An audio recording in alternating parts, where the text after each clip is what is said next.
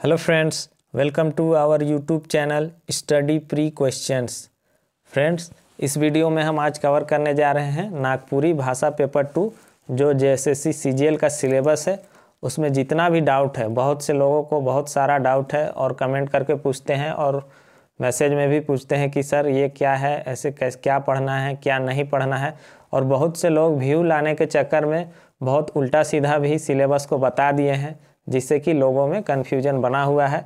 तो हम एक एक करके जितना भी कन्फ्यूजन है उसको प्रूफ के साथ इसमें हम बताएंगे कि क्या पढ़ना है और क्या नहीं पढ़ना है और आपको कहाँ कहाँ कन्फ्यूजन हो रहा है। उसके बाद कमेंट बॉक्स में ज़रूर बताइएगा, हम उसको भी सॉल्व करेंगे। तो चलिए देखते हैं सिलेबस को। पहले सिलेबस जो कि 3 पार्ट में बटा है, आप सबको पता है, जिसमें कि पहला है व्याकरण। व्याकरण सिलेबस मुख्य रूप से 2 पार्ट में है, व्याकरण और साहित्य। व्याकरण तो सबको पता है कि क्या क्या पढ़ना है, ये बहुत ही आसान टॉपिक है। व्याकरण तो सबको समझ में आ जा रहा है कि पढ़ना है। हाँ, व्याकरण थोड़ा सा पेचीदा है, क्योंकि बहुत सारे लेखक क्या किए हैं, सब चीज़ का अलग अलग क्या बताए हैं, भेद बताए हैं। कोई समास का 5 भेद बताया है, तो पंडित योगेंद्र नाथ तिवारी समास का 8 भेद बताए हैं। और नागपुरिया कोई और एक बुक है, उसमें क्या है, उसमें 6 भेद बताया गया है, तो कहीं 7 भेद बताया गया है। सब तरह के भेद उसमें 7 भेद बताया गया है। और सुधीर कुमार राय जी अंत में क्या बोलते हैं कि इस तरह से हम 6 भेद, समास के 6 भेद मानते हैं। तो कितने कितने भेद हो गए, 5, 8, 6, 7। तो ये सब थोड़ा सा है नागपुरी का ग्रामर में प्रॉब्लम, उसको आप साइड में लिखते जाइएगा।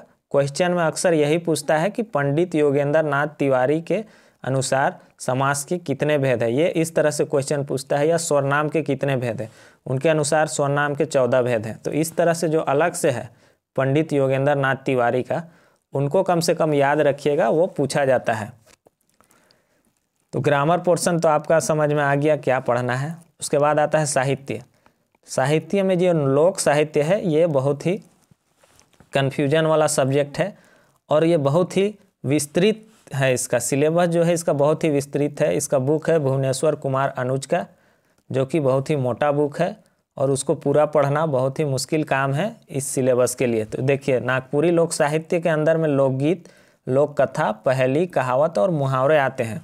लेकिन इसमें किस तरह का क्वेश्चन पूछा जाएगा लोक साहित्य में, तो लोक साहित्य का क्वेश्चन पूछा जाएगा। जो पेड ग्रुप में हम उनको दिए हैं पार्ट 1 कि लोक साहित्य कैसे उपजेला, तो लोक साहित्य किसका संपत्ति है, केकर संपत्ति है, क्या इस तरह के क्वेश्चन पूछे जाएंगे। लोकगीत से भी कुछ कुछ क्वेश्चन पूछे जाएंगे। कोई गीत दे देगा और बताएगा ये किस तरह का गीत है, मौसमी गीत है कि काम धंधा वाला गीत है कि त्यौहार का गीत है। लोकगीत से इस तरह के गीत पूछे जाएंगे, जिसमें गीत थोड़ा सा दिया रहेगा। लोक कथा में भी पूछा जाएगा, तो बहुत सारे लोक कथा है, इसलिए ये बहुत ही मुश्किल काम है। जैसे मैना और बूट किस तरह का लोक कथा है, इस तरह के क्वेश्चन पूछे जाएंगे। उसके बाद पहेली कहावत। पहेली कहावत जो कि ग्रामर में भी है और इसमें भी है, तो इसमें क्या क्या पूछा जाएगा। पहेली कहावत जो कि ग्रामर में है, उस तरह के पहेली कहावत मुहावरे पूछे जाएंगे। इसके अलावा इसमें पहेली जैसे पूछेगा कि ये राइटर पहेली का कितना भेद बताए हैं, तो फलाना राइटर ये पहेली का कहावत का कितना भेद बताए हैं। तो पहेली को रामायण में क्या कहा जाता है, तो कहावत को, तो पहेली को नागपुरी में क्या कहा जाता है, तो बुझवैल कहा जाता है। इस तरह के क्वेश्चन पूछेगा। इसके अलावे इसमें कैटेगरी भी पूछेगा कि ये जो पहेली है किस तरह का पहेली है। जैसे पूछता है कि मोरल भेड़ी डंक डुबकी खेले, ये किस तरह का पहेली है, बुझवैल है, घरेलू है, सामाजिक है। इस तरह से क्वेश्चन पूछेगा, ऑप्शन में रहेगा। तो इसमें इस तरह के क्वेश्चन पूछे जाएंगे। सीधा सीधी पहेली यानी कि बुझवैल कहावत मुहावरा ना पूछ के ये पूछेगा कि ये किस कैटेगरी का कहावत है या मुहावरा है। इस तरह से इसमें क्वेश्चन पूछेगा। तो इसका हम क्वेश्चन बना रहे हैं, धीरे धीरे इसका क्वेश्चन हम जमा कर लेंगे। उसके बाद आता है लोकगीत। लोकगीत में डमकच, पावस, उदासी, फगुआ, पचरंगी, फगुआ पुछारी, झूमर, अंगनई, लहुसा, झमुआ और सोहराय गीत, ये सारा हम पहले पढ़ा चुके हैं। इसमें से 1-2 टॉपिक छूटा हुआ है, उसको हम जल्दी कवर करेंगे। तो इसमें क्या पूछता है कि पावस कब गाया जाता है, उदासी कब गाया जाता है, तो फगुआ पुछारी का सम को हम किससे कर सकते हैं, कव्वाली से कर सकते हैं, इसकी तुलना या किससे कर सकते हैं। इस तरह से क्वेश्चन पूछता है। तो आपको पता है, हम पढ़ाए हैं कि पावस गर्मी में पावस वर्षा ऋतु में गाया जाता है, उदासी गर्मी ऋतु में गाया जाता है। तो इसी तरह के इसमें क्वेश्चन पूछे जाते हैं।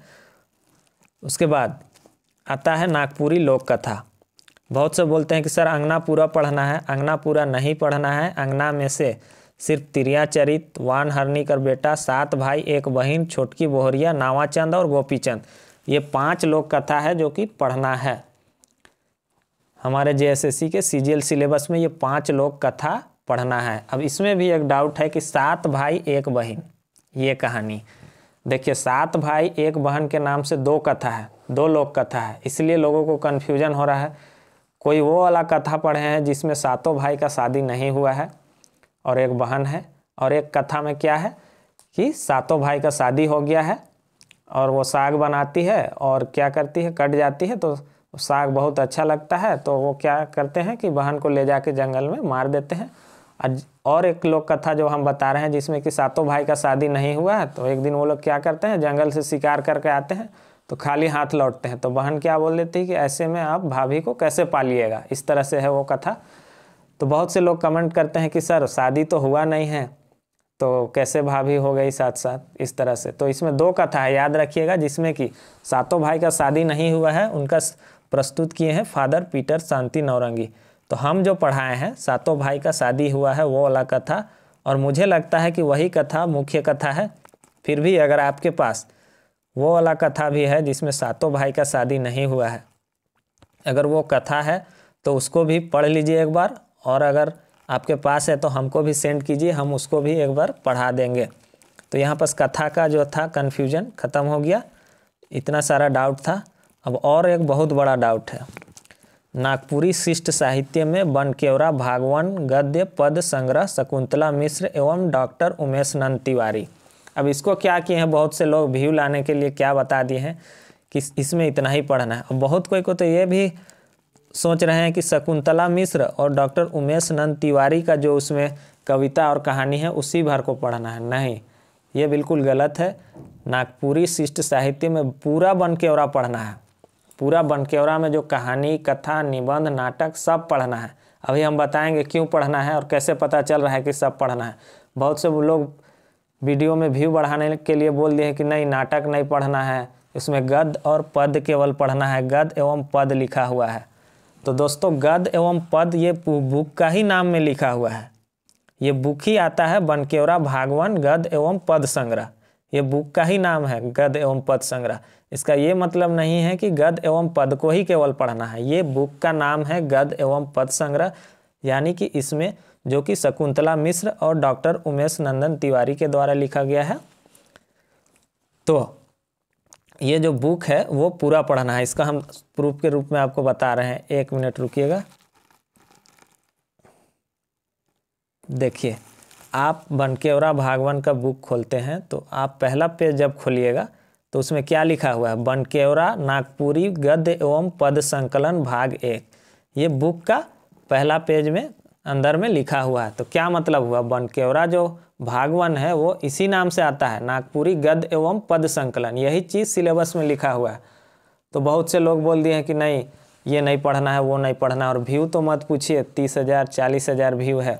तो देखिए आप ध्यान दीजिएगा, अगर नहीं भी पढ़ना है तो आप एक बहुत बड़ा एग्ज़ाम का तैयारी देने जा रहे हैं, आप 2-4 चीज़ के लिए आप रिस्क नहीं ले सकते हैं। लेकिन हम जहाँ तक जानते हैं कि पूरा बनकेवरा आपको पढ़ना है, किसी के बहकावे में मत आइएगा। मन नहीं पूछेगा तो नहीं पूछेगा, बहुत अच्छा है, लेकिन आप एक बहुत बड़ा एग्ज़ाम के लिए जा रहे हैं। आप ये कह के नहीं लौट सकते हैं एग्ज़ाम से कि अरे वहाँ से पूछ दिया, हम तो नहीं पढ़े। तो दोस्तों उसमें दोबारा आपको चांस नहीं मिलेगा। इसलिए हम तो कहते हैं कि जितना ज़्यादा से ज़्यादा आप पढ़िए, किसी के कहने पर मत आइए कि इतना ही सा पढ़िए उतना ही सा। आपको दूसरों से आगे निकलना है तो आप हो सकता है पूरा नागपुरी का सिलेबस अगर पढ़ने सकते हैं, जो कि टोटल नागपुरी ही है, तो बहुत अच्छा बात है। आप जितना नॉलेज बढ़ाइएगा उतना आपका एग्ज़ाम में सिलेक्शन होने का संभावना ज़्यादा रहेगा। तो आपको समझ में आ गया, यहाँ पर जितना भी डाउट था वो डाउट क्लियर कर दिए हैं हम। फिर भी अगर कोई डाउट है तो आप हमको कमेंट बॉक्स में ज़रूर बताएं। देखिए यही लाइन लिखा हुआ है बुक में, भाग 1 गद्य पद संग्रह, वो बुक का नाम ही है गद्य एवं पद संग्रह। तो इसमें केवल गद्य और पद पढ़ना है ऐसा कोई बात नहीं है, पूरा बुक पढ़ना है। तो वीडियो आपको कैसा लगा कमेंट बॉक्स में ज़रूर बताएं और चैनल पर नए हैं तो चैनल को ज़रूर सब्सक्राइब करें। Thanks for watching.